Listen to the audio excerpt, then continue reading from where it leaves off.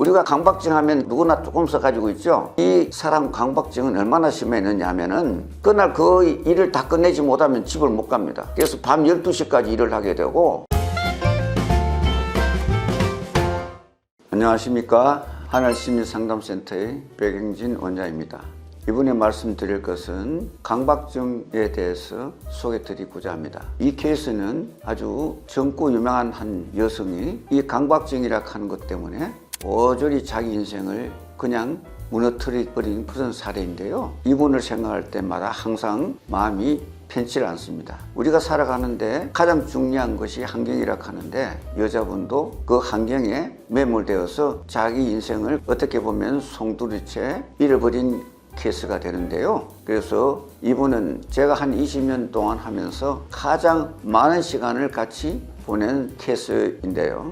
이분은 어릴 때 아버지가 종손가정으로 태어났어요. 그래서 언니를 낳고 두 번째는 또 아들인가 싶어서 낳았는데 이분이 또 여자였어요. 그래서 이분 이름은 아빠가 지을 때 남자 이름을 지었어요. 내가 1년여 정도 상담을 하면서도 이분 이름을 모릅니다. 자기 이름이 너무 남한테 말하는 게 부끄러워서 이름을 절대 말하지 못하고 가명을 적어달라고 해서 이분을 저는 나무라는 이름으로 지었어요. 그래서 항상 제가 나무라고 이름을 불렀습니다. 이분을 처음 만난 날은 그날 퇴근 시간이 다 되었을 때요. 퇴근 준비를 하고 집으로 돌아가려고 하는데 상담실 문을 열고 들어오셨는데요. 나이는 40살을 조금 넘을 듯한 여성인데 자리를 잡고 앉아서 이야기를 물었는데 1시간이 되도록 이분이 인사만 하고 아무 말도 못하고 그냥 가시는 겁니다. 첫날 그렇게 보냈어요. 근데 상담료는 빠지지 않고 주더라고요. 희한한 케이스도 있구나 생각하고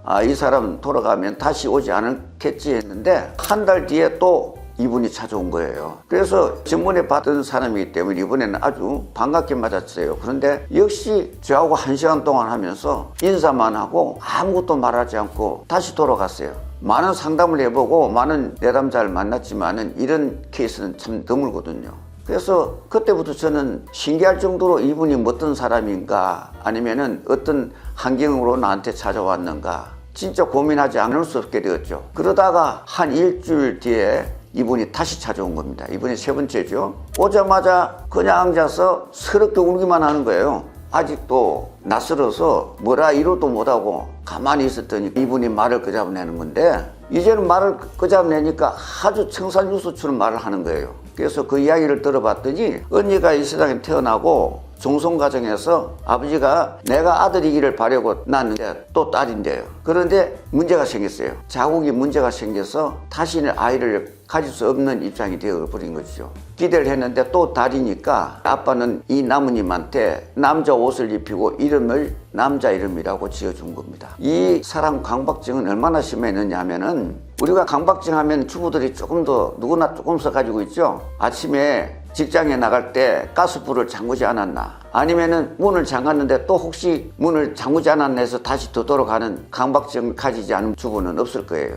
근데 이런 것도 누구나 할 수 있는데 이분은 어릴 때부터 엄마 아빠가 아들이기를 기대하고 자기를 어릴 때부터 남자 옷을 입히고 행동도 남자와 하도록 하고 놀 때도 남자와 하도록 아주 철저하게 남자를 교육시켰던 겁니다. 이 아이는 언니가 딸이고 자기가 두 번째 또 딸이기 때문에 만약 엄마나 아빠 시킨 대로 하지 않으면은 이 세상에 버림받을까 싶어가지고 엄마 아빠의 노부터가 되어버린 겁니다. 그래서 엄마 눈치만 보고 어릴 때부터 혹시 나를 버리지 않을까 하는 걱정 때문에 엄마 아빠의 기분을 맞추기 위해서 공부를 열심히 했어요. 그래서 공부를 잘했던 겁니다. 초등학교도 한 번도 수석을 놓친 일이 없고 중학교, 고등학교, 최고 대학에 한 번도 1등을 놓치지 못한 수재예요. 대학을 졸업하고 직장을 해서 시험을 쳤는데 큰 대기업에 취직을 했어요. 그러나 이분은 그 대기업에서 생활이 어려워진 겁니다. 너무 강박증이 심해져 가지고 그날 그 일을 다 끝내지 못하면 집을 못 갑니다. 그래서 밤 12시까지 일을 하게 되고 자기가 썼던 공문도 기한을 해 가지고 완벽하지 못하면 절대 상에 올리지 못하다 보니까 항상 윗사람한테 혼이 나게 되고 그러다 동료들도 맨 처음에는 똑똑하고 마음씨 착하고 모든 것이 좋아서 친구도 많았는데 차츰 너무 완벽해지고 너무 일에 빠지다 보니까 친구들한테도 따돌림을 받게 돼요. 커피도 같이 나누지 못하고 상가는 더러워하죠. 저는 이분을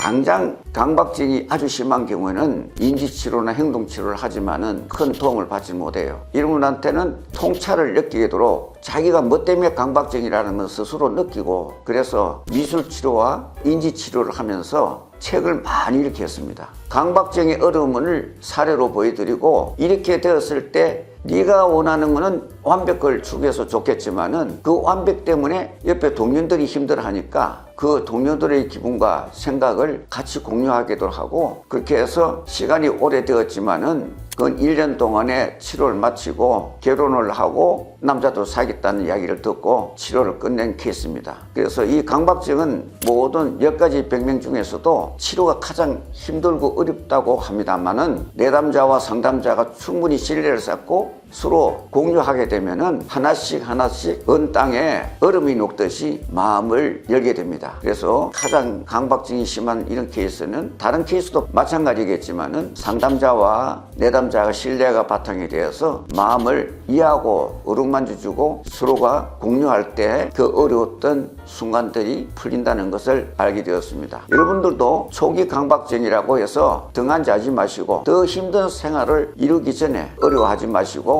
연락을 주셔서 저와 좋은 시간을 만들면은 어려운 강박증도 치유할 수 있다는 케이스를 느꼈던 때입니다. 당신은 혼자가 아닙니다. 감사합니다.